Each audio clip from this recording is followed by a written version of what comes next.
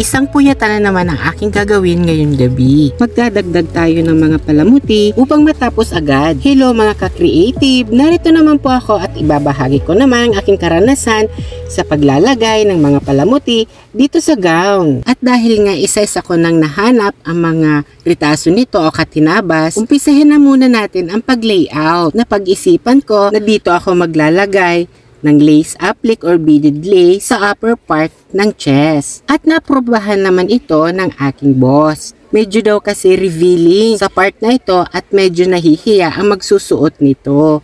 Kaya dito ako maglalagay at magpipins muna ako para makita ang kabuuan nitong aking ginagawa. Pati na rin dito sa likod, naglagay na din ako ng lace applique or beaded lace upang hindi lang yung harap ang may design. Nagpapalit-palit ako kasi hindi ko makuha yung tamang forma or yung layer nitong beaded lace. Kailangan kong i-cut out kasi may linya siya na halos pantay na yung pagkakagupit.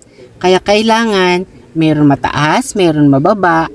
Ito ang aking design na gagawin. Yung hindi pantay tignan, kaya kailangan kong isa-isahin yung mga ritaso na aking nakolekta. So ayan, ipin muna natin bago natin ito itahi gamit ng ating mga kamay. Ba yung pag-iingat ang paglalagay ko ng mga pins, lalong-lalo na dito sa see-through. Konting hatak lang, mabubutas ang fabric, baka magkaroon ng damage. So ayan, dinamihan ko na ng mga pins para suportado ang paglalagay nitong applique. Lang po, lalo na sa mga mananahi.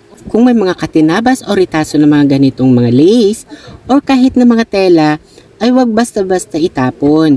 Kailangan natin itago lang ito kasi mapapakinabangan ito just in case. So ayan na, simulan na natin ang pagkakabit o ang pagtatahi gamit ng ating mga kamay. Sa una, medyo nahihirapan ako sa pagkakabit kaya dinahandahan ko lang para pulido. At dahil nga sa magpupuyat tayo, marami naman tayong nailaklak, na kape, walang antok ba? At sabayan na natin ng sound trip para hindi tayo antukin sa magdamag. Ang isa sa pagkakamali na aking nagawa rito, lalo na sa part dito sa see-through. Nakalimutan ko maglagay ng papel or bond paper sa ilalim mismo kaya tumagos yung mga sinulid at hindi siya matatanggal sa manikin.